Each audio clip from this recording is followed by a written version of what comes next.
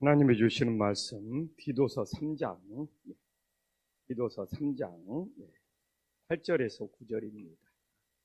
디도서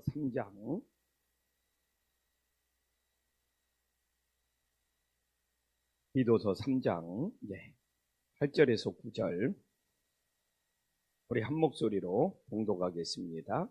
이 말이 미쁘다하다. 원하건대 너는 이 여러 것을 대하여 굳세게 말하라. 이는 하나님을 믿는 자들로 하여금 조심하여 선한 일을 힘쓰게 하려 함이라. 이것은 아름다우며 사람에게 유익하니라. 그러나 어리석은 변론과 족보 이야기와 분쟁과 율법에 대한 다툼은 피하라. 이것은 무익한 것이요 헛된 것이라. 오늘 말씀을 보면 우리가 어제 나눴던 말씀이 얼마나 중요하다는 것을 알 수 있어요. 사도 바울이 이제 8절에 이 말은 미쁘다. 이건 4절부터 7절까지 지금 사도 바울이 전했던 내용입니다. 이 미쁘다는 뜻이 신실하다는 거잖아요. 신실하다. 이 4절부터 7절까지 전했던 내용이 하나님의 구원 사역에 이 변할 수 없는 신실함. 제가 늘 말하잖아요. 이 미쁘다는 이 신실함은 최고의 칭찬이다.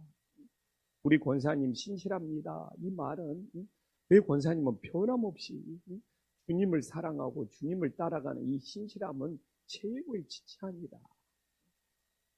새벽을 깨어 기도하는 우리 성도님들은 하나님의 신실한 자녀들이 될 수 있기를 간절히 소망합니다. 세상이 아무리 변하고 흔들릴지라도 예수님을 향한 마음이 흔들림이 없고 변함이 없을 때 신실하다. 그래서 4절부터 7절까지 내용이 이 말은 미쁘다. 이 말은 신실하다. 이 말은 변함이 없다. 그러면서 뭐라고 합니까? 원하건대 내가 이 여러 것에 대하여 굳세게 말하라. 이 여러 것이 4절부터 7절까지 나오는 거예요. 이 여러 것이 4절에는 뭐라고 합니까? 하나님의 자비와 사랑. 5절에는 뭐라고 납니까? 중생과 성령의 새롭게 하심. 6절에는 뭐라고 합니까? 그리스도를 통해서 성령을 부어주심. 7절에는 뭐라고 납니까? 영생의 소망을 따라 상속자가 되는 것. 이게 여러 것이에요. 이걸 어떻게 말하라고요? 굳세게 말해야 돼요. 굳세게. 이 4절에 나와 있는 하나님의 자비와 사랑을, 5절에 나와 있는 중생과 성령의 새롭게 하심을, 그리스도를 통해서 성령의 부어주심을, 7절에 영생의 소망을 따라 상속자가 되는 것을 진짜 굳세게. 왜 지금 그래 돼서 영적인 싸움이 심해요. 교회의 거짓 교사들이 허탄한 교훈을 통해서 교회를 혼란하게 하기 때문에 굳세게 말해야 돼요. 오늘날에도 똑같습니다. 교회는 취미생활하는 것이 아니에요. 사람들 만나서 차 마시는 것이 아니에요. 여가 활동하는 것이 아니에요. 나들이 다니는 곳이 아니에요. 그거 다 해도 괜찮아요. 그러나 굳세게 말한 것을 붙잡는 것이 없으면 교회에 취미생활으로 다니는 거 아니죠. 그래서 저는 가끔 안타까워요. 한국 교회가 취미생활 하는 것이 되는 것은 아닌지. 발명이가 빠져 있으면 나는 뭘 굳세게 붙잡고 있는가. 그래서 교회의 거짓 교사들이 막 허탄한 교훈으로 혼란하기 때문에 디도에게 하나님의 구원 사역에 대하여 확신하는 가운데 선포해요. 제가 노예진 목사님한테 금년에 김포 한식교회 오신 모든 분들이 구원의 확신을 가져야 됩니다. 그래야지 교회에 심심해서 사람 만나러 오는 것 아니잖아요. 그럴 수 있어요. 그러나 그게 목적이 되어버리면 안 된다는 것이죠. 그건 부수적인 것이 되죠. 그래서 뭐라고 합니까? 하나님을 믿는 자들 하여금 조심하여 선한 일을 힘쓰게 하라. 거짓 교사들의 유혹에 빠지지 않도록 조심해야 돼요. 오늘날도 조심해야 돼요. 이단에 빠지지 않도록 조심해야 돼요. 왜 이렇게 주변에 이단이 많는지. 김포가요, 신천지보다 하나님의 증인들이 더 많습니다. 풍무동에도 하나님의 증인, 그래서 이 하나님의 증인들 만나서 물어보면 안상홍의 이름으로 기도한다. 예수님의 이름이 아니라. 막 가슴이 미어져요. 왜 이렇게 우리 주변에 이상하게 풍무동에 다른 지역은 좀 신천지가 있는데 우리 풍무동 이 사우동은 안상홍 하나님의 증인이 많다. 조심해야 돼요. 응? 이런 유혹에 빠지지 않도록 조심하게 하랴. 우리 금년에 들어온 새 가족, 언니들 중에 하나님의 증인에 다니는 언니들이 두 분이나 있대요. 너무 친하대요. 그 언니들이 너무 좋대요. 그래서 제가 그 언니들 따라서 다니지 말라고 얼마나 인신당부했는데 그 언니 따라서 하나님의 증인 그 교회 가버리면 신앙 망친다는 이야기를.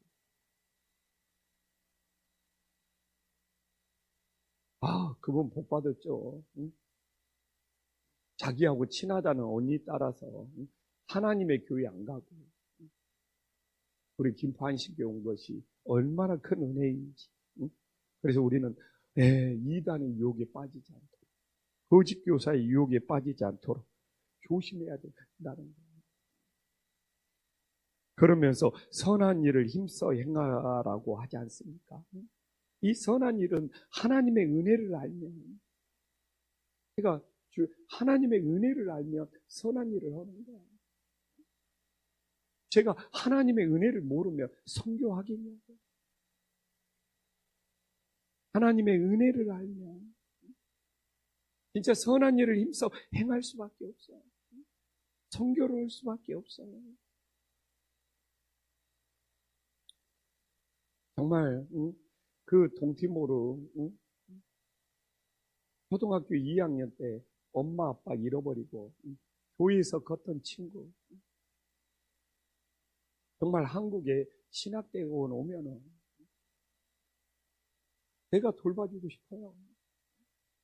내가 집도 얻어주고 싶고 제가 장학금도 주고 싶고 주일날은 김포 안신교회 와서 교육전도사 해라고 하고 싶고. 왜? 은혜를 받았으니까. 하나님의 은혜를 받았으니까 선한 일 하고 싶어요. 그래서 내가 한 것이 아니라 하나님이 하시는 거죠. 왜? 하나님이 은혜를 주셨으니까 하나님이 하시는 거죠.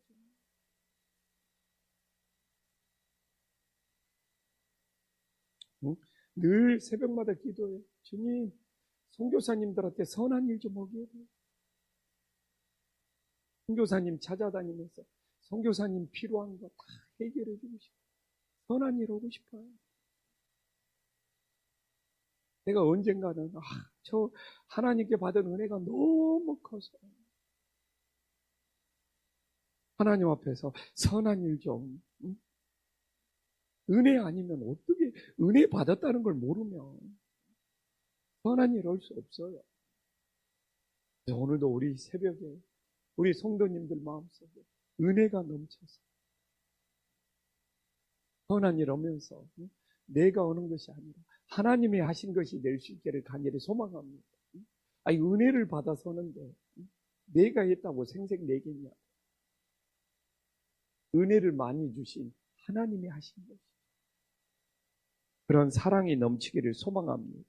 그런데 이제 9절로 넘어가서 바울이 디모데에게 금지시키는 명령들이 있어요. 첫 번째는 뭐냐? 어리석은 변론. 어리석은 변론. 구원에 도움이 안 되는 것들. 그래서 우리 이 최 목사님, 황 목사님도 어리석은 변론을 하면 안 돼요. 설교에 이것이 끼어들면 안 돼요. 가끔 설교 시간에 어리석은 변론을 하고 있는 방송을 들으면 속 터져 죽겠어요. 어리석은 변론이 뭐냐? 세 가지예요. 성경에 언급되죠.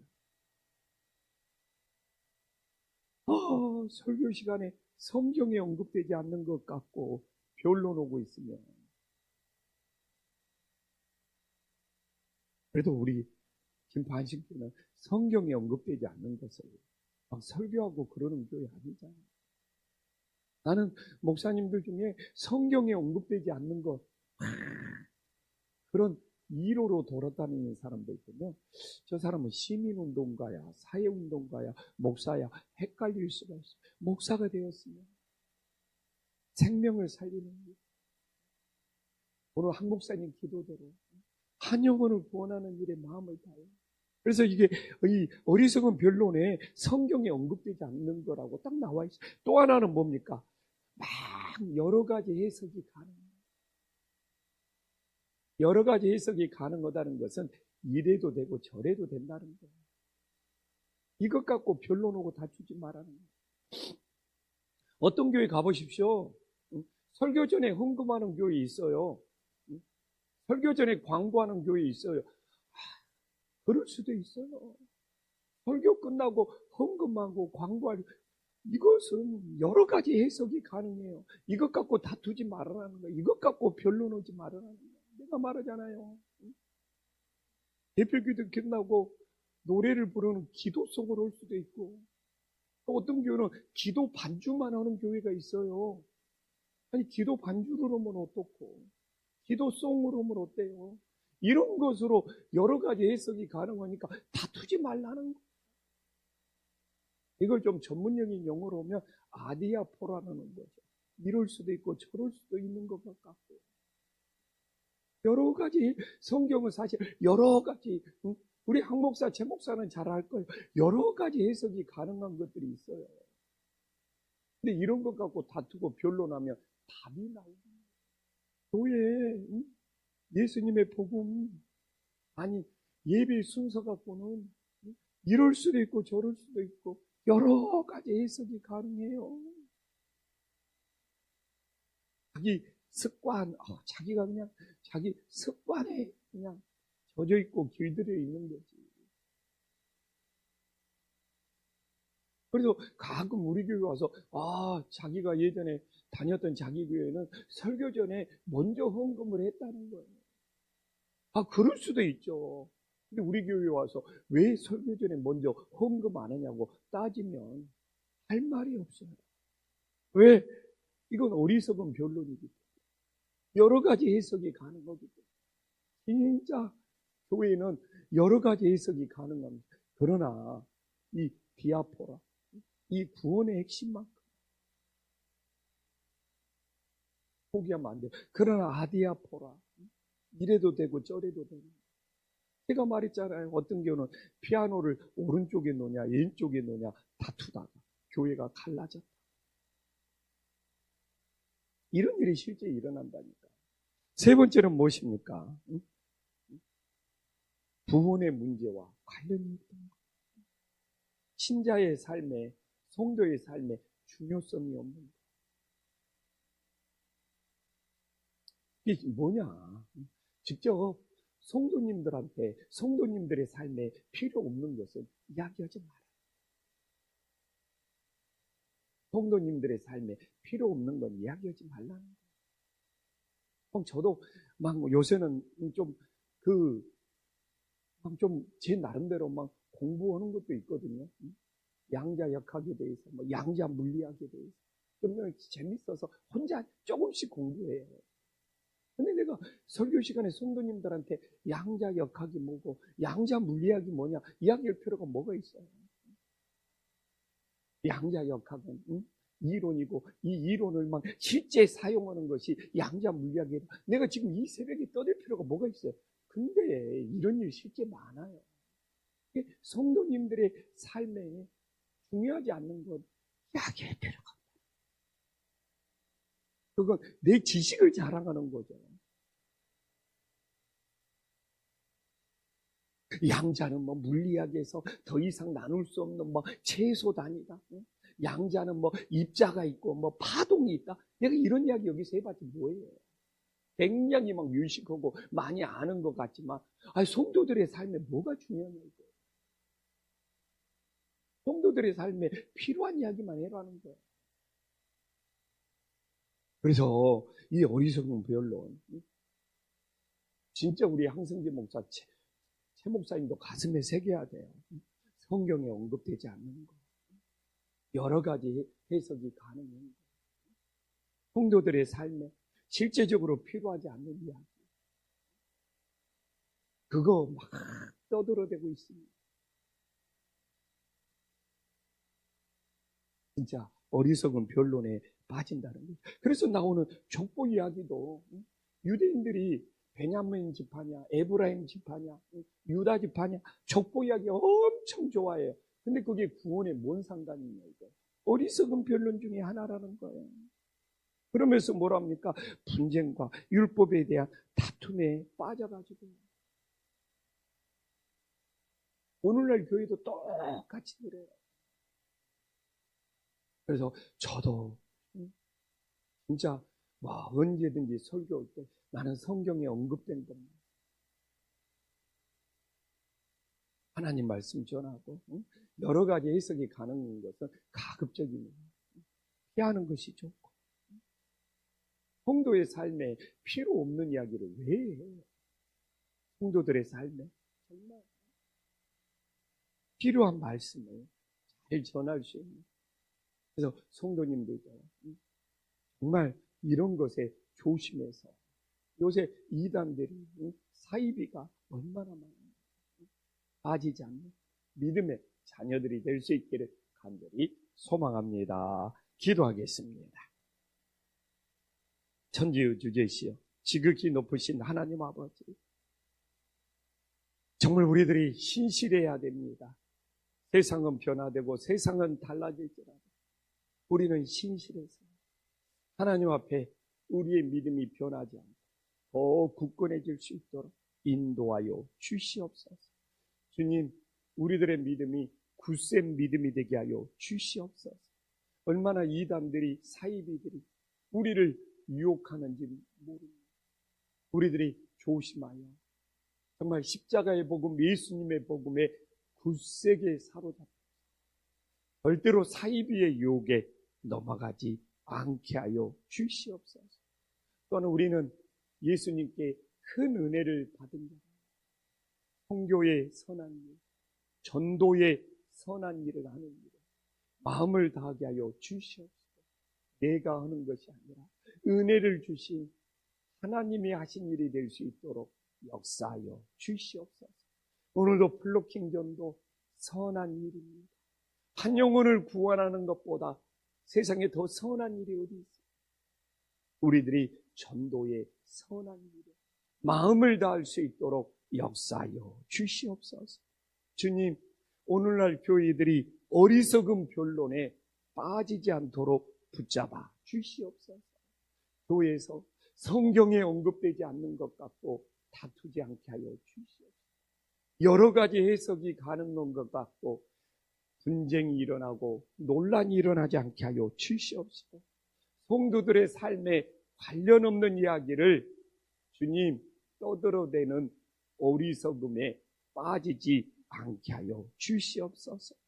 김판신께는 오직 예수님의 복음을 붙잡고 믿음으로 하나 될 수 있는 복된 교회가 되어지게 하여 주시옵소서. 예수님의 이름으로 기도 올리옵나이다. 아멘.